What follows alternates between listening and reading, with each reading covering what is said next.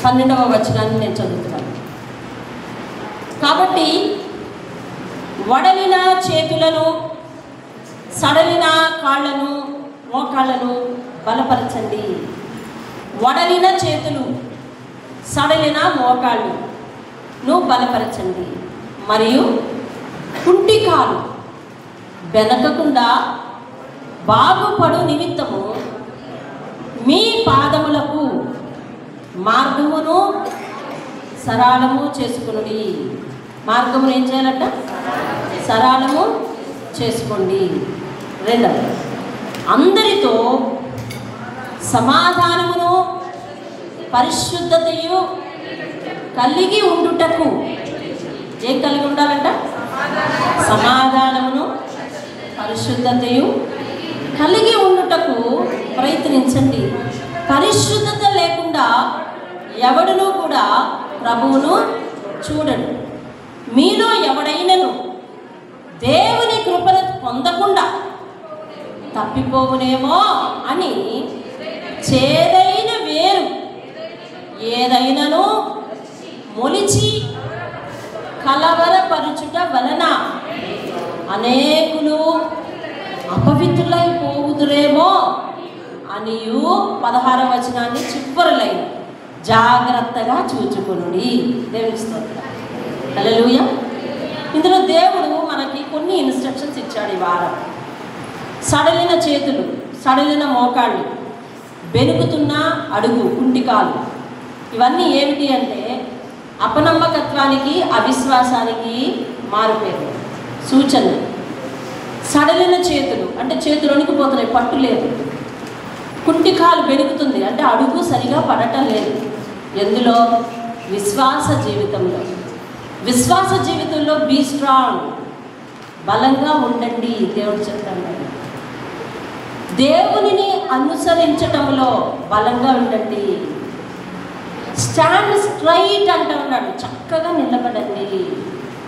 ఇర్మియాతో దేవుడు చెప్తాడు, నువ్వు నా ముందుకు వచ్చి చక్కగా నిలబడి నేను నిన్ను నా ఆత్మతో నింపుతానంటాడు. చక్కగా నిలబడ్డము అంటే అర్థం ఏమిటి అని అంటే మన స్ట్రక్చర్ సరిగ్గా ఉండటం అని కాదు, మన వస్త్రధారణ లేదా నీట్గా ఉండాలి, ఆడంబరంగా ఉండాలి అని కాదు. ఆయన దగ్గరకు వచ్చి చక్కగా నిలబడడం అంటే ఆత్మీయ జీవితాన్ని చక్క చేసుకోవడం అండి. దేవుని స్తోత్రం. అందుకని దేవుడు చెప్తా ఉన్నాడు, మీరు పరలోకం రావాలి అంటే మీ విశ్వాస జీవితం వెడికిపోకుండా చూడండి. చూడు, నువ్వు ఒక తీర్మానం దేవునితో చేసుకున్నప్పుడు చాలా స్ట్రాంగ్గా ఉంటావు. దేవునికి ఒక సాక్ష్యం చెప్పేటప్పుడు చాలా స్ట్రాంగ్గా ఉంటావు. దేవుని దగ్గర ఒక వాగ్దానం చేస్తున్నప్పుడు సభాపూర్వకంగా చేస్తుంటావు కొన్ని వాగ్దానాలు, చాలా స్ట్రాంగ్గా ఉంటావు. తర్వాత పరిస్థితులు కొంచెం అలాగా జరిగే కొద్దీ నీలో విశ్వాసం సడలిపోతుంది, నీలో ఆ యొక్క పట్టుదల సడలిపోతుంది. పట్టు సడలిపోతే ఆ కీళ్ళు సరిగ్గా నిలబడతాయా? నిలబడవు. సడలిన మోకాళ్ళతో ఎట్లా నడుస్తావు? కుంటికాలు, అసలే కుంటికాలు, మళ్ళీ అది బెడుకుతూ ఉంటే ఎట్లా నడుస్తావు? నీ విశ్వాస జీవితం అట్లా ఉండకూడదు. దేవుడి దగ్గర తొణికిసలాడిపోయేదిగా ఉండకూడదు. అప్పుడు ఒకలాగా ఇప్పుడు ఒకలాగా అన్నట్టుగా తొణికిసలాడేలాగా ఉండకూడదు. స్ట్రైట్గా ఉండాలి, సమానంగా ఉండాలి, చక్కగా ఉండాలి, అన్ని రోజులు ఒకలాగే ఉండాలి అన్నట్టుగా ఉండాలి. అర్థమైందండి? హృదయం ఉప్పొంగిపోయినప్పుడేమో ఒక ఏకంగా వచ్చేయటం, ఉపద్రవం వచ్చినప్పుడు, ఓష్టం వచ్చినప్పుడు అంటే జ్వరం వచ్చినప్పుడు ఏమి మరి బాధ కలిగినప్పుడు, కష్టాలు కలిగినప్పుడు వెనక్కి జారిపోవడము, ఇలాంటిది సరైన విశ్వాసం కాదు. నిలకడ కలిగిన విశ్వాసం గురించి దేవుడు మాట్లాడుతున్నారు. ఏ విశ్వాసం అంటే అది? నిలకడ కలిగిన విశ్వాసం. నిలకడ కలిగిన విశ్వాసం, నిలకడ కలిగిన విశ్వాసం కావాలి. నది నీళ్లు నిలకడగా ఉన్నాయి, సముద్రం నీళ్ళు నిలకడగా ఉన్నాయా? లేదు. సముద్రం నీళ్ళ వల్ల మనిషికి ప్రమాదం, అవును కదా? ముందునే అడుగెట్టంటే కొట్టుకుపోతున్నాడు, అడుగెట్టంటే ఇటు దూడిపోతాడు, అడు దూడిపోతాడు. అది కుదురుగా ఉండదు. చెప్పండి, మనుషులు కుదురుగా ఉండలేదు. నీ అవిశ్వాసం, నీ విశ్వాసంలో కుంటితనం, నీ భక్తి జీవితంలో కుంటితనం నిన్ను కుదురుగా ఉండనివ్వదు, నీ ఇంటి వాళ్ళని కుదురుగా ఉండనివ్వదు. కాబట్టి దేవుడు ఏమంటున్నాడంటే స్ట్రాంగ్గా ఉండు అంటున్నాడు. స్ట్రాంగ్గా ఉండు, విశ్వాసంలో నిలకడగా ఉండు. ఎందుకు నువ్వే అలా తూలిపోతా ఉంటే నీ వెనకతలు వచ్చిన వాళ్ళు ఎలా ఉంటారు? ఒక కుటుంబ యజమానితో దేవుడు మాట్లాడుతున్నాడు అనుకోండి, ఒక కుటుంబంలో ఉన్న ఇల్లాలతో దేవుడు మాట్లాడుతున్నాడు అనుకోండి, నువ్వే నీ విశ్వాసాలు అటు ఇటు తొలగిపోతా ఉంటే నీ వెనక వచ్చిన పిల్లలు ఎలా అనుసరిస్తారు దేవుణ్ణి? విశ్వాస జీవితాలు ఎలా ఉండాలంటే స్ట్రాంగ్గా ఉండాలంటే, దేవుని స్తోత్రం కాదు, ఎలా ఉండాలండి? విశ్వాస జీవితంలో స్ట్రాంగ్గా ఉండాలి, సడలిపోకుండా ఉండాలి, కుంటికాల్లో ఉండకూడదు, అవిటి జీవితం ఉండకూడదు. దేవుని ఎదుట అంటే దేవుని ఎదుట సర్వాంగములు బాగానే ఉన్నాయి, అన్నీ బాగానే ఉన్నాయి, కాళ్ళు చేతులు అన్నీ బాగానే ఉన్నాయి, విశ్వాసం సరిగలేదు, భక్తి జీవితం సరిగలేదు. దేవుడు ఏమన్నాడు తెలుసా? నువ్వు విశ్వాసాలు అవిటివాడు పడ్డాడు. మన విశ్వాసాలు ఎవరమంటాము? అవిటివాడు. సుఖం ఉన్నంత వరకు, సౌఖ్యం ఉన్నంత వరకు, దేవుడు ఆశీర్వదిస్తున్నంత వరకు ఒకలాగుండి ఏదో 4-5 శ్రమలు వచ్చేసరికి మనం కుంటుతా నడుస్తూ ఉన్నాము అని అంటే అది కాదు. దేవుడు అంటున్నాడు, అప్పుడు చేసిన సహాయం చేసిన దేవుడు ఇప్పుడే సహాయం చేస్తాడు కనుక నువ్వు స్ట్రాంగ్గా ఉండాలని చెప్తున్నాడు. దేవుని స్తోత్రం కలుగుతాడు. అలాగే దేవుడు ఆత్మీయ జీవితానికి కొన్ని ఇన్స్ట్రక్షన్స్ ఇస్తున్నాడు. పరలోకం వెళ్ళాలి మనందరం ఇక్కడికి ఎందుకు వచ్చాము? వారం ఎందుకు వాక్యం వింటాము? లోకంలో వరకు వాక్యం ఎందుకు లేదు? మనం వారం ఎందుకు వాక్యం వినాలి? వారం ఈ వాక్యం దేనికి? ఆత్మ మస్టు పట్టకుండా ఉండడానికి. వారం వాక్యం దేనికి బాబు? ఆత్మ మస్టు పట్టకుండా. జాగ్రత్తగా వినండి. ఇప్పుడు బైబిల్ చదువుతున్నారా? ఇప్పుడు బైబిల్ చదవకండి. ఇప్పుడు బైబిల్ చదువుతున్నారంటే దాని అంతా వేరేగా ఉంటుంది.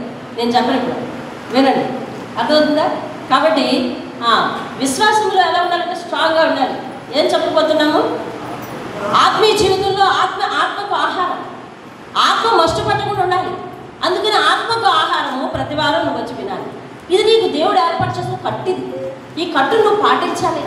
లోకంలో వరకు లేదు. అలాగే నేను ఉండాలంటే నువ్వు లోకంలో ఉండాలి, ఇక్కడ కాదు ఉండాలి.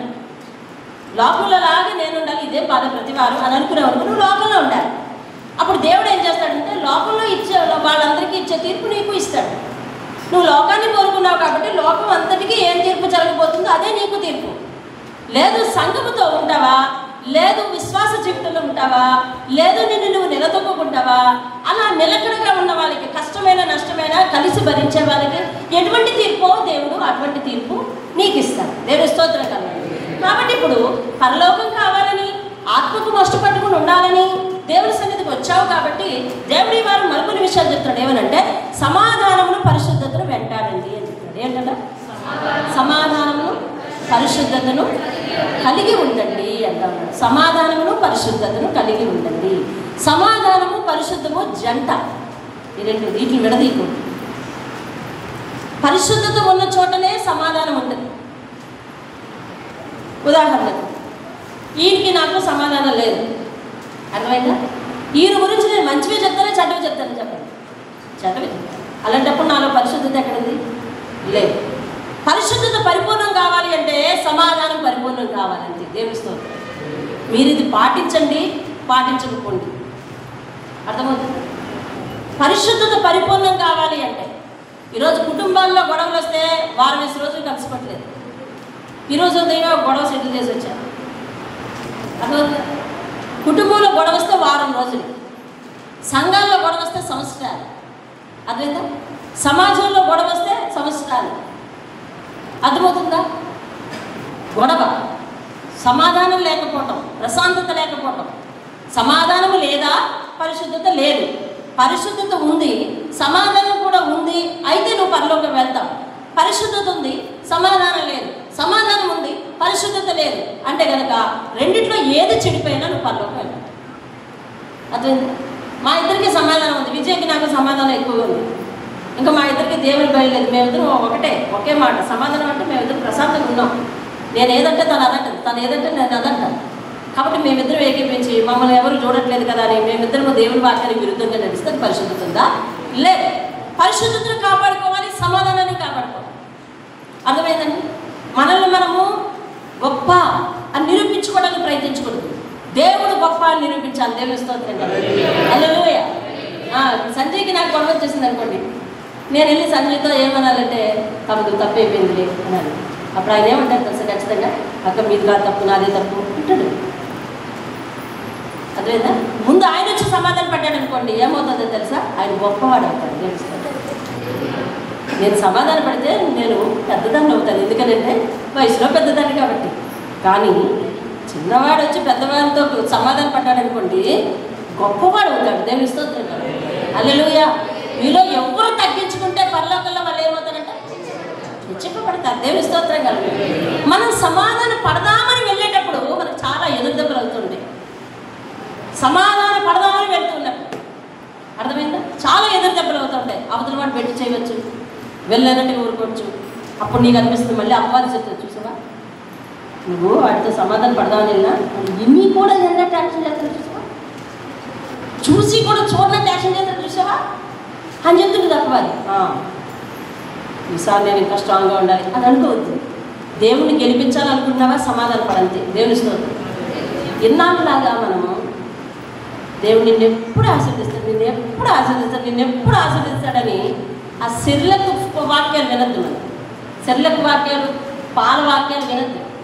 అర్థమవుతుందంటే అది అన్నం ఆరాయించుకోలేని వాళ్ళకి ఈవేళ ఆరాయించుకొని తీరాలి. మనం బలమైన ఆహారం తీసుకోవాలి. ఎందుకంటే రాకడ దగ్గర పడిపోతుంది. బలమైన ఆహారం తీసుకోవాలి. సమాధానాన్ని కలిగి ఉండాలి, పరిశుద్ధతను కలిగి ఉండాలి. ప్రతికూల పరిస్థితులు వచ్చినా దేవుని భయంతో నేను సమాధానం పడడానికి వచ్చాను. Praise lord. అయిపోయింది అంతే. దేవుని స్తోత్రం కలిగి ఉండాలి. అవతల వాళ్ళు ఇక పలకరించకపోయినా వెళ్ళి కావలించుకోక్కర్లేదు. పలకరించి అన్నా ప్రైజ్ లార్డ్ అని చెప్తే చాలు. అర్థమైందా? ఎవరైతే నీ మీద ఇబ్బందిగా ఉన్నారో వాళ్ళు నోరారా అన్నయ్యా అని పిలుపు చాలు. ఇవాళ కాకపోతే రేపైనా బుద్ధి వస్తుంది. ఎవరైతే నీ మీద విరుద్ధంగా ఉన్నారో వాళ్ళ నోరారా అక్కలు పిలిచి ఇవాళ కాకపోతే రేపైనా బుద్ధి వస్తుంది. ఇదేంటి నేనేమో నిన్న అలా మాట్లాడాను, ఈవేళేమో ఈమె ఇలా అంటుంది. కొంచెమైనా ఆలోచిస్తాడు. ఆలోచించలేదు సరిగదా. వెంటాడుతున్నావు కాబట్టి నువ్వు దేంతో వెంటాడుతున్నావు? సమాధానం అందుకోవాలని సమాధానం కొరకు సమాధానంతో వెళుతున్నావు కాబట్టి నీకు దేవుడు నీ మనసుకు పరిశుద్ధతనిచ్చి నిన్ను అక్కడ తీసుకెళ్ళి కూర్చోబెడతాడు. దేవుని స్తోత్రం. హల్లెలూయా. ఒక చిన్న ఉదంతం చెప్తా. మొదటి సమూయేలు గ్రంథం. చిన్న ఉదంతం అనగానే కథ అనుకున్నారు కదా అనుకుంటున్నాను. మొదటి సమూయేలు చూద్దాం. చూడండి మొదటి సమూయేలు గ్రంథానికి రండి ఒకసారి. అక్కడ ఉంటాడు ఒక హీరో. మొదటి సమూయేలు గ్రంథం 21వ అధ్యాయం. 21వ అధ్యాయం. సమయం తక్కువ, వినాలి. చూడండి 21వ అధ్యాయం. నేను ఎక్కడెక్కడ చదువుతున్నా అక్కడెక్కడ చూడండి. 21వ అధ్యాయం మొదటి వచనం. దావీదు నోబులో, నోబు అంటే ఒక ఊరి పేరు, నోబులో యాజకుడైన అహీమెలెకు వద్దకు వచ్చాడు.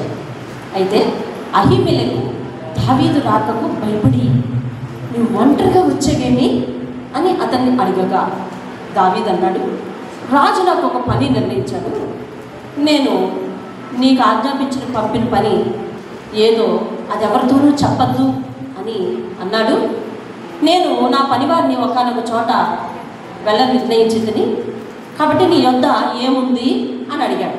అడిగితే అతడు చెప్పాడు, నా దగ్గర రొట్టెలు ఉన్నాయి, రొట్టెలు కానీ మరి ఏమి కానీ ఉండిన ఎడల అది నాకు ఇమ్మని యాజకుడైన అహీమెలెకుతో అనగా యాజకుడు అన్నాడు, సాధారణమైన రొట్టె నా దగ్గర లేదు, మరి పరిశుద్ధమైన రొట్టె మాత్రమే ఉంది నా దగ్గర అని చెప్పాడు. సరే చెబితే 5వ వచనం అన్నాడు, అందుకు దావీదు నిజముగా నేను బయలుదేరిని వచ్చినప్పటి నుండి ఈ 3 దినములు స్త్రీలు మాకు దూరంగానే ఉన్నారు కాబట్టి పనివారి బట్టలు కూడా పవిత్రములే కాబట్టి 2వ లైన్ రాజాజ్ఞను బట్టి అది పవిత్రంగా ఎంచదగును అని యాజకులతో అనేను. అంతటా యెహోవా సన్నిధి నుండి తీసివేయబడ్డ సన్నిధి రొట్టెలు తప్ప అక్కడ వేరు రొట్టెలు లేకపోగా అవి యాజకుడు అతనికి ఇచ్చెను. లాస్ట్ లైన్ యాజకుడు అతనికి ఇచ్చెను. ఆ దినమున సౌలు యొక్క సేవకుల్లో ఒకడు అక్కడ యెహోవా సన్నిధిలో ఉండేను. అతడి పేరు దోయేగు, అతడు ఎదోమీయుడు. అతడు సౌలు పశుల కాపర్లకు పెద్ద. సౌలు పశుల కాపర్లకు పెద్ద. వినండి ఇంకా. రాజు ఒక పని వేగంగా జరగవల్లని చదవండి. ఎరిగి నా ఖడ్గమునైనను ఆయుధములనైనను నేను తేలేదు. ఇక్కడ నీ ఎంత ఖడ్గమైన ఈటైనా ఉన్నదా అని దావీదు అహీమెలెకు అడగగా యాజకుడు ఏలాలో చంపిన గొల్యాతు ఖడ్గం ఉంది, కావలిస్తే తీసుకో అని దాన్ని తీసుకుంటూ నీకు ఇష్టమైతే ఇస్తాను అని చెప్పి ఇచ్చాడు. దేవుని స్తోత్రం కలుగునుగా. 18వ వచనము 22వ అధ్యాయం 18వ వచనం 22:18కి వచ్చేయండి. వినండి. రాజు దోయేగుతో నీవు ఈ యాజకుల మీద పడుము అని చెప్పాడు. అప్పుడు ఏదో వీడైన దోయలు యాజకుల మీద పడి ఏఫోదు ధరించుకుని 85 ఆ దినమున హతము చేశాడు. మరియు అతడు యాజకుల పట్టణమైన నోబు కాపరస్తుల్ని కత్తివాత హతము చేశాడు. మగవారిని, ఆడవారిని, బాలుని, 10 పసిపిల్లలు, ఎడ్లని, కాతముల్ని, గొర్రెల్ని అన్నిటినీ కత్తివాత హతము చేశాడు. వినండి, హెబ్రీయులకు రాసిన పత్రిక ఏం చెప్పింది అంటే సమాధానంగా ఉండు, పరిశుద్ధంగా ఉండు. ఈ రెండు ఉండకపోతే నీవు దేవుని ఉగ్రతకు వారసులు అవుతావేమో అని, చేదైన వేరు ఏది మొలవకుండా చూసుకో అని చెప్పాడు అక్కడ. అవునా? ఆ ఒక్క వాక్యం ఒక్కరు చదివి వినిపించండి. హెబ్రీయులకు రాసిన పత్రిక 12వ అధ్యాయంలో చదివిన మాట, అందరితో సమాధానము పరిశుద్ధతయు ప్రయత్నించుడి, ప్రభువుని చూడలేడు, దేవుని కృపను పొందకుండా తప్పిపోతారేమో, కాబట్టి మీరు చేదైన వేరు ఏది మొలవకుండా చూసుకోవాలి అంటూ ఉన్నాడు. దేవుని స్తోత్రం. హల్లెలూయా. డాక్టర్ దగ్గరికి వెళ్తే టాబ్లెట్లు రాశాడు, అవేమో చేదుగా ఉన్నాయి. చేదుగా ఉన్నందు చేత పిల్లలు మింగట్లేదు. అందుకని ఇప్పుడు టెక్నాలజీ ఎట్లా మారిందో తెలుసా? ఆ చేదు టాబ్లెట్కి షుగర్ పోత వచ్చింది. ఏమొచ్చింది? షుగర్ పోత. అంటే ఇటు మింగే లోపల నోటికి ఎక్కడైనా తగిలితే తియ్యగా ఉంటుంది, చప్పరించుకుంటూ మింగేది. లోపల ఏముంది? చేదు ఉంది. లోపల ఏముంది? చేదు ఉంది. ఇప్పుడు దేవుడు ఏమంటాడంటే చేదైన వేరు నీలో మొలవకుండా చూడు. నువ్వు మంచివాడివే, నువ్వు మంచిదానివే. మనుషులందరూ దేవుని ఎదుట మంచివారివే. దేవుడే చెప్తున్నాడు నువ్వు మంచివాడివి. వింటామమ్మా, కుర్చీలో కూర్చున్న వాళ్ళు వాక్యం వినాలి. మంచోడివి. ఇప్పుడు మంచి అయిన నీలో, మంచిదానివైన నీలో చేదైన వేరు మొలవద్దు అని దేవుడు చెప్తున్నాడు. చేదైన వేరు అంటే చేదు అంగీకారమేనా? చేదు అంగీకారమేనా? అంగీకారం కాదు. చేదైన వేరు మొలవకూడదు. ఏది? ఆ సమాధానాన్ని, ఆ పరిశుద్ధతను దెబ్బతీసే చేదైన వేరు ఏది కూడా మనలో మొలవకూడదు. మనం బయటికి కనిపించడానికి షుగర్ కోటెడ్ పీపుల్ లాగే ఉంటున్నాం. మన హృదయంలో చేదైన వేరు ఉన్నది అనుకోండి, అది దేవునికి ఇష్టం కాదు. ఎందుకని? దేవుడు పైన కోటింగ్ చూడట్లేదు, పైన కోటింగ్ చూడట్లేదు. ఏం చూస్తున్నాడు? అంతరింద్రియమని చూస్తున్నాడు, అంతరంగ మనసును చూస్తున్నాడు, అంతరంగంలో ఉండే మనసును చూస్తున్నాడు. కాబట్టి అతనికి అక్కడ ఏం కనపడకూడదంటే చేదైన వేరు మొలవకూడదు. అర్థమవుతుందండి? నేను గోంగూర విత్తనాలు వేసాను అనుకోండి, చేదు ఆకులు వచ్చినాయి. ఇప్పుడు నేను తింటాను, అది తిన్ను. ఎవరికైనా ఇస్తాను, అది ఏమను. ఎందువల్ల? ఉపయోగం లేదు. అంటే చేదు స్వభావం ఉన్నవారు కానీ, చేదు లక్షణాలు ఉన్నవారు కానీ వాళ్ళు ఎవరికి ఉపయోగపడరు, ఎవరికి సహకరించరు, ఎవరితోనూ సఖ్యంగా ఉండరు, ఎవరితోనూ సమాధానంగా ఉండరు. ఎప్పుడైతే ఎవరితో సమాధానంగా ఉండరో వాళ్ళ పరిశుద్ధత అనేది ఉండేందుకు ఆస్కారమే లేదు. అది దేవుడు చెప్పింది. నేను చెప్పింది ఒకటే, సమాధానంగా కలిగి ఉండు, పరిశుద్ధత కలిగి ఉండు. అది లేకపోతే నువ్వు నన్ను చూడలేవని నేను చెప్పాను కదా. కాబట్టి చేదైన వేరు ఏది రావడానికి నీలో వీలు లేదు. ఒకవేళ వచ్చింది అంటే నీకు సమాధానం ఉండదు, నీకు పరిశుద్ధత ఉండదు, నీ మనసు సమాధానం ఉండదు. నువ్వు ఏ మనిషిని చూసినా తప్పుగా కనిపిస్తుంది, ఏ మనిషిని చూసినా తప్పు ఎంచాలని కనిపిస్తుంది, ఏ మనిషిని చూసినా నాశనం చేయాలనిపిస్తుంది, ఏ మనిషిని చూసినా చెడు తలంపులు వస్తాయి. అప్పుడు నీలో పరిశుద్ధత లోపమైపోద్ది. కాబట్టి ఈ పరిశుద్ధతను నాశనం చేసే ఆ సమాధానం లేకుండా నువ్వు ఉండద్దు. ఒకవేళ అది ఎదిగానే ఉంటే నువ్వు నన్ను చూడలేవు ప్రత్యక్షంగా. దేవుని స్తోత్రం. ప్రకటన గ్రంథంలో ఏమని రాసింది తెలుసా? ప్రకటన గ్రంథంలో ఏమని రాసిందంటే అంత్య దినముల్లో దేవుడు ప్రత్యక్షత అయినప్పుడంట, అంత్య దినముల్లో దేవుడు ప్రత్యక్షత అయినప్పుడంట అతన్ని పొడిచిన వారందరూ కూడా చూస్తారు అని రాసింది. ఎలాగంటే అతన్ని పొడిచిన వారందరూ కూడా చూస్తారు. అంటే దేవుని చూడలేవు అని ఇక్కడ చెప్పాడు. అక్కడేమో చూస్తాను, అందరూ చూస్తారు, నన్ను పొడిచిన వారు కూడా నన్ను చూస్తారు, నన్ను పొడిచిన నేత్రం కూడా చూస్తుంది. అమ్మాజీ, నన్ను పొడిచిన నేత్రం కూడా చూస్తుంది అని దేవుని వాక్యం చెప్పింది కదా. అది అబద్ధమా? ఇది అబద్ధమా? ఇది ఏది అబద్ధం? ఏది అబద్ధం అన్న నువ్వు చెప్పు. ఏది అబద్ధం? ఏది అబద్ధం కాదు. దేవుడు చెప్పింది ఏంటంటే నువ్వు నేరుగా నా సింహాసనం ఎదుట ఉండవు. అది ఆయన చెప్పింది. చూస్తారు అని అంటే ఏంటి? సీఎంని చూద్దామని వైజాగ్ వెళ్ళాం, మోడీని చూద్దామని నేను వెళ్ళారు అందరు చాలామంది. పాపం ఆ సోపర్ పట్టుకుని వెళ్ళారు. ఎక్కడో చెప్పను ఆయన 40 కింద కనబడుతున్నారు. చూసారా? చెప్పలే, చూసారా? వైజాగ్ వెళ్ళావు కదా, కోడిని చూసావా? సెల్ఫీ దిగావా? ఎండలోన్నా చివరిలో అంటే అవునా అవునా?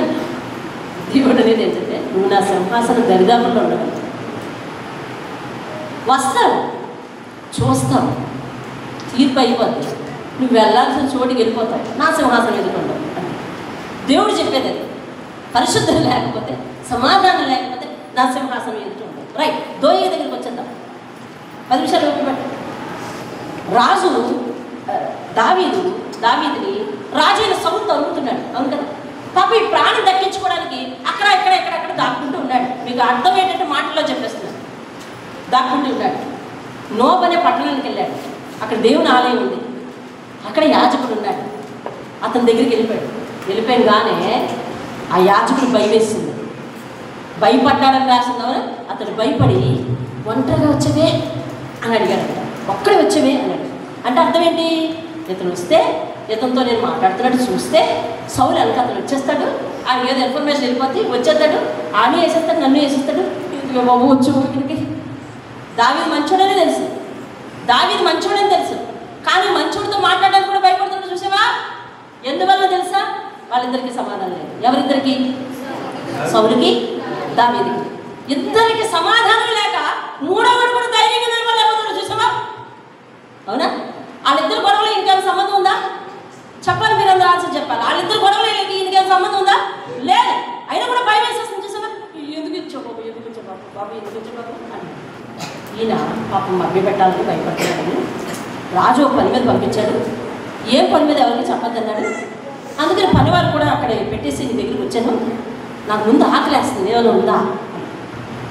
అయ్యా ఏమైనా రొట్టెలు ఏం లేవు, బలికి ఏర్పాటు చేసిన రొట్టె ఉంది, అది మరి తింటావా?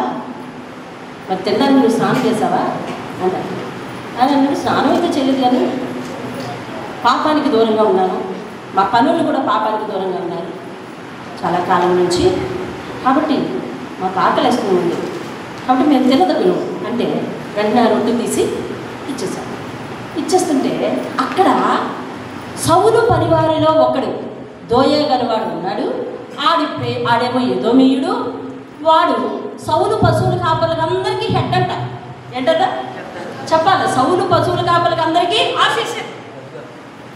ఆఫీసర్ అంటాం, నేను సూపర్వైజర్ అంట. అసలు వీడు ఎక్కడి నుంచి వచ్చాడు? అసలు ఇది ఇశ్రాయేలు దేశం కదా. ఇశ్రాయేలు దేశానికి రాజు ఎవరు? సౌలు. ఇప్పుడు అవునా? ఇశ్రాయేలు దేశానికి రాజు సౌలు. చూడండి ఆడు ఎక్కడి నుంచి వచ్చాడు. 1 సమూయేలు గ్రంథం 235 పేజీ 14వ అధ్యాయం గబగబ వచ్చేయాలి. 47వ వచనం అవతల వైపు లైను. సౌలు ఇశ్రాయేలు ఏలుటకు అధికారం పొందినవాడే నక్కముఖాల వారి శత్రువులైన మోయాబీయులతోనూ అమ్మోనీయులతోనూ ఎదోమీయులతోనూ సోబాదేశపు రాజులతోనూ ఫిలిష్తీయులు యుద్ధము చేసెను. అతడు ఎవరి మీదకి పోయాడో అందరినీ ఓడించాడు. అందులో ఎదోమీయులు ఉన్నారు. అవునా? వాళ్ళని ఓడించేసి ఎక్కడికి తీసుకొచ్చాడు తెలుసా? వినండి, ఓడించేసి ఎక్కడికి తీసుకొచ్చాడు? వాళ్ళ రాజ్యానికి తీసుకొచ్చాడు.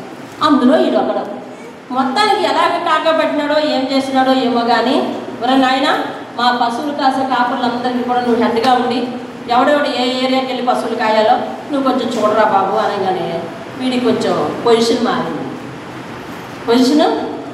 అంతకుముందు భుజాలు ఎట్టుండేవి, ఇప్పుడు ఇట్టా ఉండే.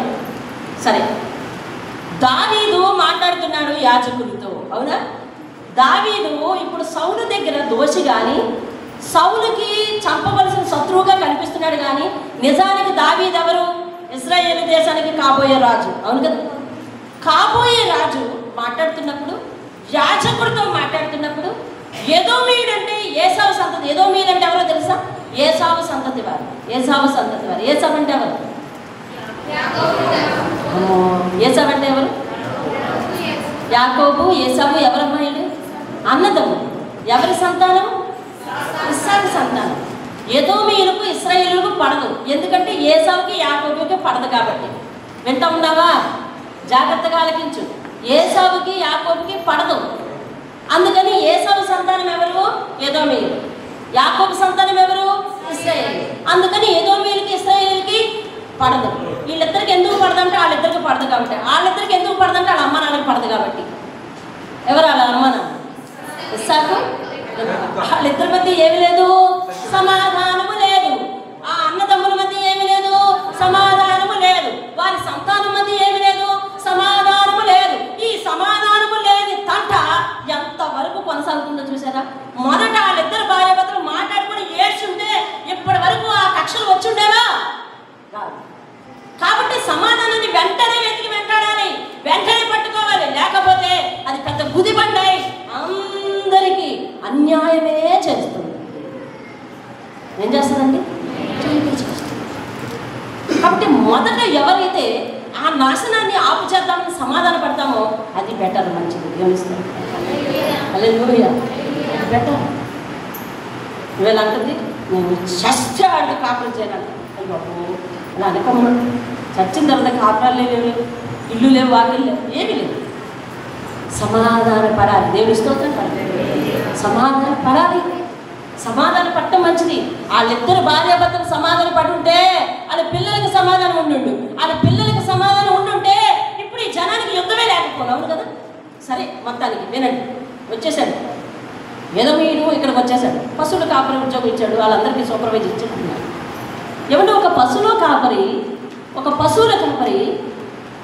ఇశ్రాయేలుకు రాజు అవ్వబోతున్న దావీదు మాట్లాడుతున్నప్పుడు, యాజకుడు మాట్లాడుతున్నప్పుడు అక్కడ ఉండవచ్చా?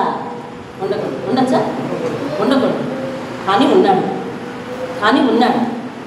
విన్నాడు. ఏం విన్నాడు? దావీదు అక్కడికి వచ్చినట్టు విన్నాడు. దావీదు వెళ్ళిపోయేటప్పుడు అంటాడు, నేను కంగారులో వచ్చాను, ఏమన్నా ఆయుధం ఉందేంటి అన్నాడు. అయ్యి ఏ ఆయుధం లేదయ్యా, మరి అప్పుడు నువ్వు గుళ్యాతను చంపావు కదా, ఆ ఆయుధం ఉంది, తీసుకెళ్ళిపోతావా అన్నాడు. సరే ఇచ్చే అన్నాడు. ఇప్పుడు ఆలోచించండి, వాడు పశువులు కాదు, వీళ్ళిద్దరూ మాట్లాడుకోవడం వాడు చూస్తున్నాడు. ఇతనేమో ఏమడుగుతున్నాడు? ఆయుధం ఉందా అని అడుగుతున్నాడు. ఎందుకు ఆయుధం? నేనేదో మీయండి, నన్ను వేసేస్తాడనే భయం ఉండాలి కదా వాడికి. ఉండే ఉంటుంది. కత్తి అడిగినట్టే అతను భయం వచ్చి ఉంటుంది. కానీ దావీదు గొల్యాతును చంపిన కత్తిని పట్టుకొని నేరుగా వెళ్ళిపోయాడంతే. వాడు ఏదో వీడని తెలుసు, వీళ్ళ మాటలు ఆలోచిస్తున్నాడని తెలుసు, వీడు వెళ్ళి సౌలుకి చెప్తాడని తెలుసు. అన్నీ తెలిసినా కూడా అతడిని ఏమీ అనకుండా వెళ్ళిపోయాడు. మేమిద్దరం మాట్లాడుతున్నాడు, మధ్యలో నీకేంట్రా అని చెప్పి ఒక్క వేట వేసేస్తే అక్కడితో ఆడు నాశనం అయిపోయినా వదిలిపోయినా లేదా. కానీ కృప చేత, దేవుని భయము చేత, దేవుని భయం నందిన వాడు ఎన్నటికీ పాపం చేయడు, దేవుని భయం నందిన వాడు ఎన్నటికీ తప్పు చేయడు. ఎప్పుడైతే దోయేగుని ఎందుకు పోనీ అని వదిలేశాడో అది ముప్పు వచ్చింది. వదిలేశాడు. ఇతను మాలాలు ఇతను వెళ్ళిపోయాడు. సౌలుకి ఈ విషయం తెలిసింది. ఎలా తెలిసింది? ఎవరున్నారు అక్కడ? దోయగు వల్ల తెలిసిపోయింది. అందరినీ, సైనికులందరినీ ఎదురుగుండా పెట్టి అన్నాడు, నా కొడుకైన యోనాతానుతో దావీదు జత కట్టిన సంగతి, నా మీద పగపట్టిన సంగతి మీ అందరికీ తెలిసి కూడా నాకెందుకు చెప్పలేదు అని అంటే దోయగు ముందుకు వచ్చాడు. అంటే అందరి ముందు చెప్పినట్టుగా, సీక్రెట్గా అందించినట్టుగా కాకుండా అందరి ముందు అందించినట్టుగా చెప్పడం కోసం మీరు కావలిస్తే పక్క 22 అధ్యాయం చదువుకోండి. సౌలు అందరినీ మీటింగ్ పెట్టి ఎందుకురా నాకు చెప్పలేదు అని అంటే అప్పుడు ముందుకు వచ్చి చెప్తాడు. ఈ విషయం ఎలా తెలిసింది సౌలుకి? ఫస్ట్ వీడే అందించేసిన సంగతి పబ్లిక్కి తెలియదు. ఇప్పుడు అందరినీ మీటింగ్ పెట్టి నా మీద దావీదు కత్తి కట్టి ఎక్కడెక్కడో చాటు రాకుంటే నాకు ఎందుకు చెప్పలేదు, మీ అందరికీ తెలిసిండేనంటే అందులోంచి దోయ ముందుకు వచ్చి, అయ్యా అహీమెలెకు దగ్గరికి దావీదు రావడం నేను చూశానండి అని చెప్తున్నాడు.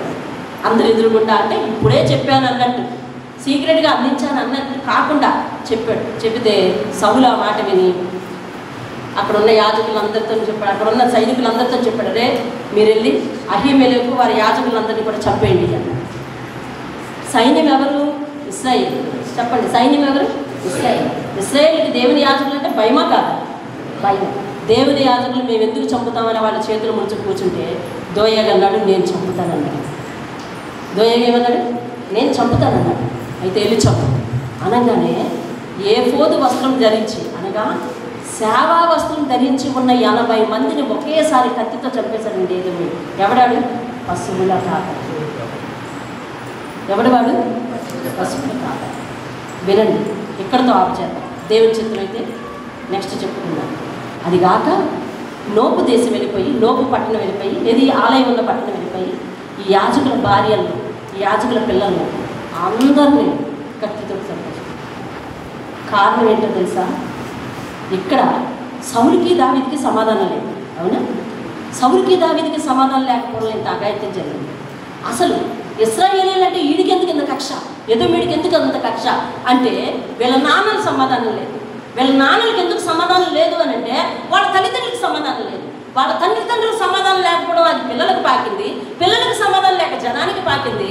ఇక్కడేమో రాజుకి అల్లుడికి సమాధానం లేక అది ఊరి మీదకి వచ్చింది. ఈ అవకాశాన్ని తీసుకుని శత్రువు వాళ్ళందరి మీద వేటేసేసి యాజకులని కూడా భయపడకుండా అందరినీ కత్తిమట్టు చంపేశాడు. సమాధానం లేకపోవడం. ఈరోజు మీకు సమాధానం అంటే చాలా చిన్న విషయం అండి, కానీ అది లేకపోతే ఎన్ని కుటుంబాలకు గందరగోళాలు అయిపోతాయో తెలుసా? ఎన్ని కుటుంబాల్లో గందరగోళాలు. భర్త ఆ బోన్లో నిలబడుతున్నాడు, భార్య ఈ బోన్లో నిలబడుతున్నాడు, పిల్లలేమో మంచి పొట్టలో ఉంచుతున్నారు. నాన్న కావాలి అమ్మ కావాలి కోరుకోమంటే వీళ్ళు ఎటు కోరుకోలేక బెత్తర పడిపోతున్నారు. కారణం ఏంటి తెలుసు? సమాధానం లేక. సమాధానం లేదు, పరిశుద్ధత లేదు. ఎంత అఘాయిత్యం జరిగిపోయింది తెలుసా? ఎక్కడ భార్య భర్తలు మాట్లాడుకోలేదు, ఎక్కడ పిల్లలకు పార్టీలు చెప్పారు, ఎక్కడ పిల్లల మధ్య కక్ష పుట్టించారు, అది ఎన్ని తరాల వరకు కొనసాగిపోయింది. ఈవేళ యాజకుల నెత్తి మీదకి వచ్చి హత్యలై కూర్చున్నాయి. చూసారా? అసలు ఎవడైనా ఊహిస్తాడా తరతరాలకి కక్షలు పాకుతాయని? ఒక్క పలకరింపు, నాన్న బాగున్నావా, అయిపోయింది కదా. నాన్న ఆరోగ్యం ఎలాగుంది, అయిపోయింది కదా. అమ్మా అని అంటే నీ నోట్లో పంచదార పోయా ఏమవుతుంది? చేదైన మాటలు పలకటం వల్ల ఏంటి ప్రయోజనం? సంఘస్థులు కూడా ఒక ఇద్దరు కలుస్తున్నాం, ఏం మాట్లాడుతున్నారు? చదువుతో చూసుకొని చేదని వేరు రాకుండా మనల్ని వచ్చి ఎవరైనా అపరిచితులు కలుస్తున్నారు, నీకు తెలిసిన వారి కోసం ఇన్ఫర్మేషన్ అడుగుతున్నారు. అబ్బా వాళ్ళ మీరు మాట్లాడుకోండి అంటే వాళ్ళు చాలా డేంజర్ అయిన ఇన్ఫర్మేషన్ ఇస్తున్నావా? ఒక చేదైన ఇన్ఫర్మేషన్ ఇస్తున్నావా? వాళ్ళ గురించి ఏమంటున్నావు? ఎలా స్పందిస్తున్నావు? ఎలాంటి వ్యంగ్యమైన డైలాగ్ వేస్తుంటావు? అమ్మో వాళ్ళ అమ్మాయ్యా అంటావా? అంటే వాళ్ళ అమ్మాయి మంచిది కాదా? అమ్మ బాబాయ్ వాడా అంటావా? వాడు మంచివాడు కాదా? అసలు నిన్ను ఎవడు అడిగాయని ఇన్ఫర్మేషన్ ఇస్తాడు? నీ నోట్లో ఎంత పంచదార పోస్తే ఆ చేదు విరిగిపోద్ది. ఒక్క డైలాగ్ కొట్టడం వల్ల ఎన్ని కుటుంబాలు కూలిపోతాయి. ఇవన్నీ కూడా క్రైస్తవమైన మనం క్రమం పాటించాలి. యేసుక్రీస్తు ఒకటే అన్నాడు, అక్రమం చేసేవాళ్ళ నా దగ్గరకు తొలగిపోండి అన్నాడు. అక్రమము అంటే ఏంటండి? హత్యలు, మానభంగాలు అని కాదు అర్థం. క్రమము లేకపోవటం, మందిరానికి రావడం క్రమం లేకపోవటం, అర్థమైందా? ఆరాధనలో ప్రచారాలు కొట్టడం క్రమం లేకపోవడం, వాక్యం చెప్తున్నప్పుడు చెవులు రెక్కించి వినకపోవడం క్రమం లేకపోవడం, వరుసలో కూర్చోకపోవడం క్రమం లేకపోవడం, అర్థమవుతుందా? ఎలుగెత్తి ఆరాధించకపోవడం క్రమం లేకపోవడం, సమయాన్ని చూసుకోకపోవడం క్రమం లేకపోవడం, అర్థమవుతుందా? నీ ఎదురుగుండా ఎవరైనా ఉన్నారంటే వారికి డిస్టర్బెన్స్ కలిగించకుండా ఉండటం క్రమం లేకపోవడం. క్రమం ఉండటం, క్రమం లేకుండా ఉండకూడదు, అర్థమవుతుందండి? అలాగే క్రైస్తవులు చిన్న చిన్న మినిమం మేనర్స్ కూడా కలిగి ఉండాలి తెలుసా? పొరుగు వారి విషయంలో చాలా జాగ్రత్తగా ఉండాలి. నీ పొరుగు వారికి ఏదైతే హాని చేయకూడదో, నీకు ఏదైతే హాని కలగకూడదు అనుకుంటావో అది పొరుగు వారికి హాని చేయకూడదు అంతే. దేవునిస్తుంది. అక్కడ తమ్ముడు సెల్ ఫోన్ పెట్టి వెళ్ళిపోయాడు, లాక్ ఓపెన్ చేసే ఉంది. ఈ లోపల ప్రసాద్ గారు దొరికింది. ఇది ఎవరిది చూశాడు. 1-2 ఫోటోలను బట్టి పలానా మధుది కనిపెట్టాడు. లాక్ తీసుంది. ఏం చేయాలి ఇప్పుడు? అంత డౌట్గా చూస్తారే. ఏం చేయాలి ఇప్పుడు? లాక్ వేసి బస్ నొక్కితే వెళ్ళిపోతుంది కదండి. లాక్ వేసి అక్కడ పెట్టాలి. కాసేపు దాన్ని సెట్ చేసి లోపల వాట్సాప్లోకి వెళ్ళి, లోపల ఇన్స్టాగ్రామ్లోకి వెళ్ళి, లోపల యూట్యూబ్ రీసెర్చ్ ఉంటుంది కదా, ఏదంటే ఏంటది హిస్టరీ, అవన్నీ చూసి అమ్మా అక్కడ పెట్టేసి ఆయన ఫోన్ చేసేసి, తమ్ముడు నీ సెల్ ఫోన్ నాకు దొరికింది, నువ్వు సెల్ ఫోన్ ఇచ్చావని అన్నయ్య అన్నయ్య అన్నయ్య అని గుర్తుపెట్టుకుంటాడు జీవితాంతం. అవునా? ఈ లోపల నువ్వేం చూసావో పాపం, ఏం చూడలేదో పాపం. ఏమంటే మొన్న మనోడు సెల్ ఫోన్ వదిలేసాడు, ఇంకంతే లోపలికి చూసారా బాబు. అదే అరే ఏం చూసావురా చెప్పరా, ఎందుకు అవన్నీ అంటే ఎందుకులే అవన్నీ అంటాడు. అర్థమైంది? మాట్లాడే ప్రతి మాట అవతల వ్యక్తి గురించి మంచి సాక్ష్యమే ఇస్తే ప్రభు అయిన దేవుడు అతి క్రమమున పుట్టవలే ఆయన దగ్గరకు మనం వెళ్తే ఒక్క మంచి డైలాగ్ ఒక్కటే నిన్ను క్షమించాను ఓ నా సింహాన్ని ఎదురుగుంటికి అంటే అంత బాగుంటుందని తెలుస్తుంది. హల్లెలూయా. ఒక్క మాట నిన్ను క్షమించాను లోపలికి అంటే ఎంత బాగుంటుందండి. ఆ ఒక్క మాట ఇప్పుడు మనం పలికితే ఎంత బాగుంటుందండి. దేవుని స్తోత్రం కలుగుతారు. క్రైస్తవులైన వారు మాట తీరులో క్రమం ఉండాలి, శుభ్రతలో క్రమం ఉండాలి, మేనర్లో క్రమం ఉండాలి.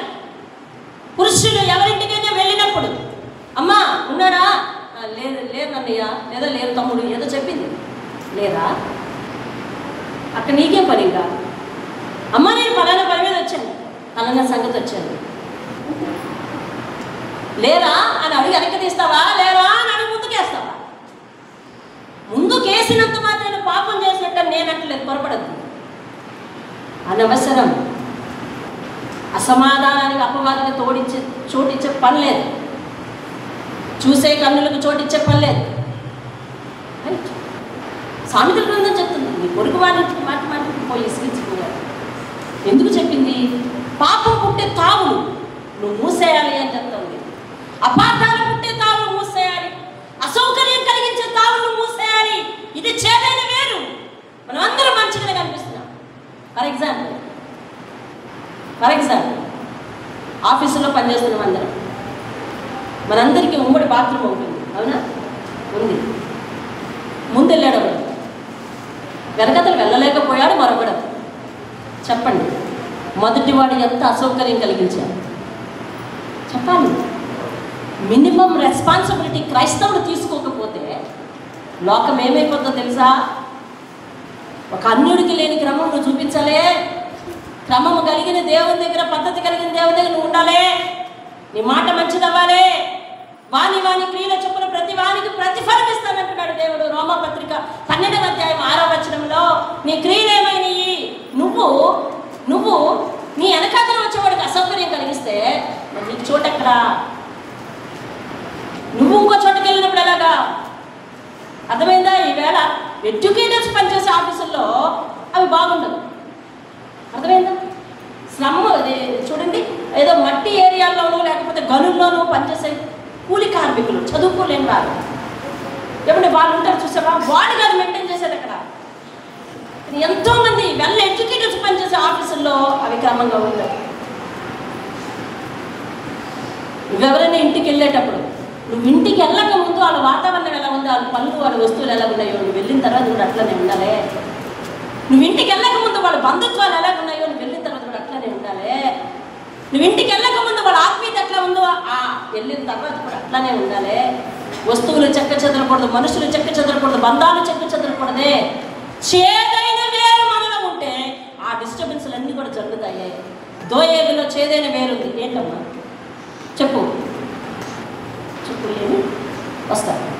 చేదైన వేరు మనలో మలవకూడదు, చేదైన వేరు ఉండకూడదు, చేదైన వేరు మనలో ఉండడానికి వీల్లేదు. దేవుడు పరిశుద్ధుడు. పరిశుద్ధమైన పనులు, పరిశుద్ధమైన కార్యాలు, పరిశుద్ధమైన నిర్ణయాలు, పరిశుద్ధమైన మాటలు, పరిశుద్ధమైన తలంపులు, పరిశుద్ధమైన చూపులు, పరిశుద్ధమైన అడుగులు, పరిశుద్ధమైన చేతలు మనలో ఉండాలి. దేవుడు చెప్తున్నాడు. దేవుడు హల్లెలూయా. ఇవి పరిశుద్ధంగా ఉండాలంటే ముందు నువ్వు అందరితో సమాధాన పడాలి. సమాధాన పడినంత వరకు ఏం మీరిద్దరు మాట్లాడుకోవట్లేదా? లేదు. ఎందుకులే అంటవా? ఎందుకులే అంటే యువతడు ఏం రాసుకోవాలి చెప్పు. అదే సమాధానం పడితే ఎవరు అడగరు కదా నిన్ను, అదే సమాధానం ఉంటే ఎవరు అడగరు కదా నిన్ను. నీ పిల్లలు అడుగుతారు, ఏమ్మా నాతో మాట్లాడలేదా? ఎందుకులే ఆడుతుంటే అంటవా? వాడుతుంటా ఆమె ఏమని పిలవాలి? నువ్వెట్ట పిలిస్తే ఆమె ఏమని పిలవాలి? చేదైన వేరు రావడానికి వీల్లేదు. అర్థమవుతుందండి? కొంతమంది బంధుత్వాలు ఎట్లా ఉంటాయి, వాళ్ళ పెద్దవాళ్ళతో మాట్లాడతారు, పిల్లలతో మాట్లాడతారు. వాళ్ళు పెద్దవాళ్ళంటే ఇష్టం చూపిస్తారు, పిల్లలంటే అసహ్యం చూపిస్తారు. అంటే ఇక్కడ పిల్లల గురించి ఒక అడుగు వెయ్యాలనా, లేకపోతే వాళ్ళకి చూపించే పిల్లల గురించి ఒక అడుగు వెనక తగ్గలనా? వాళ్ళ మీద చూపించే అభిమానానికి అడిగేయాలా, సందిగ్ధ వాతావరణం పెట్టేస్తూ ఉంటాం. ఇటువంటి చేదైన వేరు మనలో ఎవరిలో ఉండడానికి వీల్లేదండి. మనం ఎక్కడికి వెళ్ళినా వాతావరణం మారకూడదు.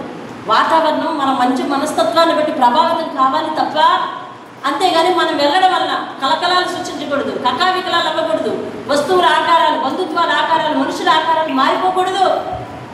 అప్పుడు ప్రపంచంలో పాపానికి తాగుంటుందని చెప్పమ్మా. అప్పుడు ప్రపంచంలో ప్రతి ఒక్కరిని దేవుడు 2 చేతులు చాపి ఆహ్వానిస్తాడు కదా పరలోకానికి. అవును, కాబట్టి చేదైన వేరేది మొలవడానికి వీల్లేదు. దేవుని స్తోత్రం కలుగును గాక. ఆలోచించు ఒక్కసారి, ఇంటికి వెళ్ళి తలగడేసుకుని మరి ఆలోచించు. ఇస్సాకుకి రెబ్కాకి పుట్టిన చేదైన వేరు వాళ్ళ బిడ్డల్లోకి వెళ్ళిపోయింది. వాళ్ళ బిడ్డలకి లో ఉన్న చేదైన వేరు వాళ్ళిద్దరూ తర్వాత కలుసుకున్నారు, కానీ వాళ్ళ జనానికి వెళ్ళిపోయింది. ఇవాళ పార్టీలని, లేకపోతే ఈవేళ సంఘాలని, ఈవేళ కులాలని నువ్వు పుట్టిస్తున్న చేదైన వేరు. సమాజంలో ఎన్నో చేదైన వేర్లు ఉన్నాయి, అర్థమవుతుందా? అందులో కులం అనేది ఫస్ట్ చేదైన వేరు. అర్థమవుతుందా? నువ్వేం కులం ఫలానా, అంతే. మారిపోయిందా వెర్షన్? నీ మాట తీరు మారిపోద్దా? స్పందించే తీరు మారిపోద్దా? ఎందుకని? అతని క్యాస్ట్ చెప్పినందుక, అతని కులం పేరు చెప్పినందుక. అయితే తెలివి తక్కువ వాడప్పుడు నేను ఫలానా క్యాస్ట్ అని చెప్తాడు, నీ వెర్షన్ మారిపోద్ది. ఎందుకు? వారికి ఇచ్చే గౌరవం ఎందుకు పెరిగిపోయింది? కులం పెద్దదనా? ఏం చేస్తుంది ఇదంతా?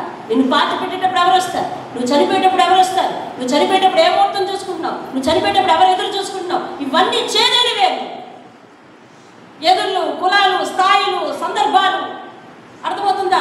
రంగులు, విద్య, అర్హతలు, ఇవన్నీ కూడా చేదైన వేరు. కాపురాల్లో కొన్ని చేస్తూ ఉంటే ఏమండి, ఆ చేదైన వేరు అంటే చూడండి, వేరు పెద్ద వృక్షం అయిపోతే ఏమవుతుందో తెలుసా? గోడలను సైతం ఏం చేస్తుందో చెప్పండి, చేస్తుంది. అలా అవ్వకూడదు. దేవుని స్తోత్రం కలుగుతుంది. ఈరోజు మనం పరిశుద్ధాత్మలు చెప్పే చేదైన వేరు నీలో ఉండకూడదని చెప్తున్న పాఠాన్ని వింటున్నాం. చేదైన వేరు ఉండకూడదు. బయటికి బాగానే కనిపిస్తాం, లోపల ఇంట్లోకి వెళ్ళిన తర్వాత సెల్ ఫోన్లో ఏం చూస్తావు, టీవీలో ఏం చూస్తావు, టీవీ పెట్టుకుని ఏం చూస్తావు, సెల్ ఫోన్ పెట్టుకుని ఏం చూస్తావు, నువ్వు ఒంటరిగా ఉన్నప్పుడు ఏం చూస్తావు? ఈ విషయం నీ పిల్లలకి తెలిస్తే నిన్ను ఎలా అభిమానిస్తారు? బయటికి వెళ్ళిన తర్వాత ఏ అవతారంతో ఉంటావు? బయటకు అసలు ఎందుకు వెళ్తాం? కష్టపడి ఇంటికి వచ్చిన తర్వాత మళ్ళీ బయటికి ఎందుకు వెళ్తాం? బయటికి వెళ్ళి మళ్ళీ ఇంటికి ఎలా వస్తాం? ఇవన్నీ చేదైన వేరు. బయటికి వెళ్ళి ఎవరి జీవితంలో ఏ తీర్పులు ఇస్తాం? అవన్నీ ఇంటి మీదకి ఎలాగ జీతాలుగా వస్తాయి. దేవుడు చెప్తుంది ఏంటంటే, వాని క్రియల చొప్పున ప్రతి వారికి ఏమిస్తానంటాడమ్మా? ప్రతిఫలాలు. దేవుని స్తోత్రం. హల్లెలూయా. రాత్రి దేవుడు అంతా చక్కగా మాట్లాడాడు తెలుసా? సమయం అయిపోయింది కానీ దేవుడు మనకి ఫలం ఇచ్చాడంట. ఫస్ట్ ఏమిటది? జీవము, ఆరోగ్యం. ఆయన ఫలం ఇచ్చాడు. ఫలానికి తిరిగి ఇచ్చేది ఏమవుతుంది? ప్రతిఫలం. అయితే ప్రతిఫలం ఎవరు ఇవ్వాలి? మనం ఇవ్వాలి. ఎవరికి ఇవ్వాలి? దేవునికి ఇవ్వాలి. మనం ప్రతిఫలం ఏమి ఇస్తాము?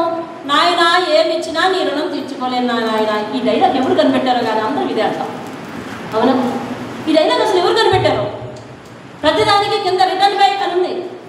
నాయన నేను ఏమి ఇచ్చినా నీ రుణం తీర్చుకోలేను ఆయన, చేతులు చూపిస్తున్నా అంటున్నాం. ఏమిచ్చినా రుణం తీర్చుకోలేనని అంటున్నామనే, నువ్వు నాకు ఏమి ఇవ్వద్దమ్మా, ఏం చేయొద్దమ్మా, వద్దు, నేనే నీకు తిరిగి ప్రతిఫలం ఇస్తానంటున్నాను. ప్రతిఫలం ఇవ్వాల్సింది మనం. తిరిగి ఆయన ఫలం ఇచ్చాడు, ఇంకేమి ఇస్తాడంట? ప్రతిఫలం కూడా ఇస్తాడంట. ఆ ప్రతిఫలం ఎలా ఇస్తాడంటాడు తెలుసా? దానికి ఒక క్రైటీరియా పెట్టాడు. నీ క్రియల చొప్పున అంటున్నాడు. దేవుని స్తోత్రం. హల్లెలూయా. నీ క్రియ బాగుందా, నా ఫలం బాగుంటుంది. నీ క్రియ బాగుందా, నా జీతం బాగుంటుంది అని చెప్తా ఉన్నాడు. దేవుని స్తోత్రం కలుగుతా. ఆయన ఇచ్చే ప్రతిఫలం నాకెందుకులే అలాంటివా? ఆయన ఇచ్చే ప్రతిఫలం ఇప్పుడున్న జీవితంలోనూ సహాయమే. ఇదిగో వాళ్ళిద్దరు ప్రమాదానికి గురవుతున్నారు. వారితో పాటు ఇంకో కుమారుడు గురయ్యాడు. వాడు ఇంక లేవలేదు, వీళ్ళు లేచి వచ్చారు. ఆయన కృప తోడుగా ఉండి ఆయన ఆధారపడ్డాము కాబట్టి ఆయన కృప తోడుగా ఉంది. అదే రెప్పపాటులో ప్రాణాన్ని పోగొట్టుకున్న వారు ఎంతమంది ఉన్నారు? ఆయన ప్రతిఫలం మనకు కావాలి. భూమి మీద జీవించినంత కాలం మరణంలో కావాలి, మరణంలో కావాలి. ఎలా చెప్పి వెళ్ళిపోతావు ఈ లోకం నుంచి? ఏమని చెప్పి వెళ్ళిపోతావు ఈ లోకం నుంచి? ఏ కారణం చెప్పి భూమిని విడిచిపెడతావు? మరణంలో కూడా సమాధానం కావాలి. ఆయన దగ్గరికి వెళ్ళే వరకు సమాధానం కావాలి, ప్రతిఫలం కావాలి. దేవుని స్తోత్రం కలగాలి. ఆయన ప్రతిఫలం ఇస్తాడంటే, ప్రతిఫలం అంటే మనం తిరిగి ఇచ్చేది. అదైందా? నేను వేయించామని ఆయన తిరిగి మళ్ళీ ప్రతిఫలం ఇస్తానంటాడు. అందుకే నువ్వు నాకేమి ఇవ్వద్దు, నేను నీకు ఇచ్చింది జాగ్రత్త ఉంచుకో, నేను నీకు ఇచ్చిన జీవాన్ని జాగ్రత్తగా ఉంచుకుంటే నేను నీకు నిత్య జీవాన్ని ఇస్తానంటున్నాడు. దేవుని స్తోత్రం కలగాలి. హల్లెలూయా. అలాగే సంఘంలో సీటింగ్లో క్రమం పాటించాలి. అర్థమవుతుందా?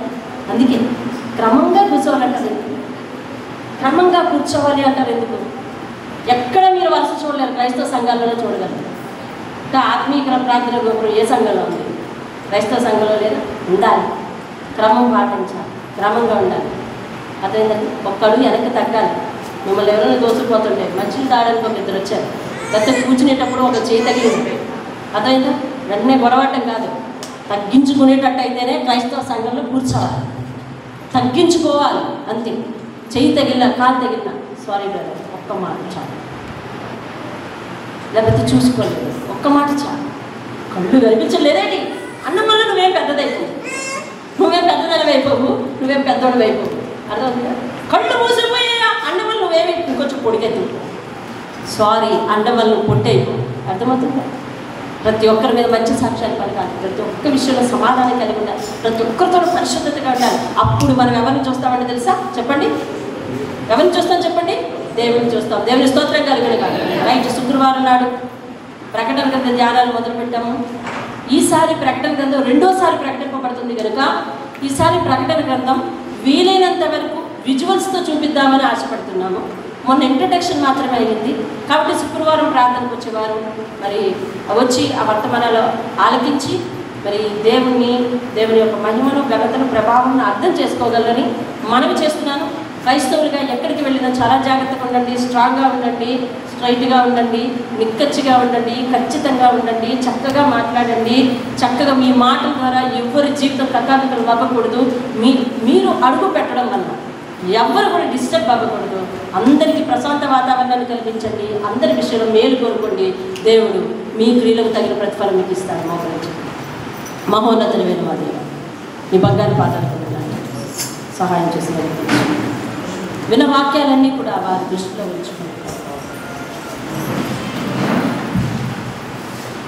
అయ్యా ఏదో ఒక చిన్న ఉద్యోగం, పశువుల కాపరి మీద సూపర్వైజర్, అంత మాత్రానికే వాడి స్థాయి దాటిపోయి ఎంతో నాయనా తల్లి తప్పు చేసినారు. ఎవరికో సమాధానం లేకపోవడం అది కొనసాగి ఎక్కడి వరకు వచ్చిందో మందరితోనూ మాట్లాడే ఉన్నాను. ఆయన సమాధానం లేకపోతే ఎవ్వరూ ప్రశాంతంగా జీవించరు. కాబట్టి మా కుటుంబాల్లో సంఘాల్లో సమాధానం వెతుక్కుంటూ, మా కుటుంబాల్లో సంఘాల్లో పరిశుద్ధతను వెతుక్కుంటూ, జ్ఞానంతో నువ్వు అక్కవనియు, తెలివితో నువ్వు చెల్లివనియు పిలవమని సామెతల గ్రంథంలో మీరు చెప్పున్నారు. అయ్యా మా బంధాల మధ్య అక్క, అన్న, చెల్లి, అమ్మ అనే పిలుపులు, అయ్యా అనే పిలుపులు, తమ్ముడు అనే పిలుపులు, నాయన అనే పిలుపులు, తండ్రి అనే పిలుపులు, నాన్న అనే పిలుపులు పరిశుద్ధంగా ఉండటానికి సహాయం చేయండి అయ్యా. దేవా నాయన మా నాలుగు వంకర పోయి కుంకెర్లు పోయి మేము నాయన తల్లి ఏదేదో మాట్లాడి తీర్పులో మేము నిలబడే కంటే నీవు చెప్పిన మాటలు పాటించి మేము నాయన మీరు ఇచ్చే మేలు పొందుకోవడానికి సహాయం చేసి నడిపించమని యేసు నామములో అడిగి వేడుకుంటున్నాను పరమ తండ్రి. ఆమేన్. లేచి నిలబడదాం, పాల్గొంటాం.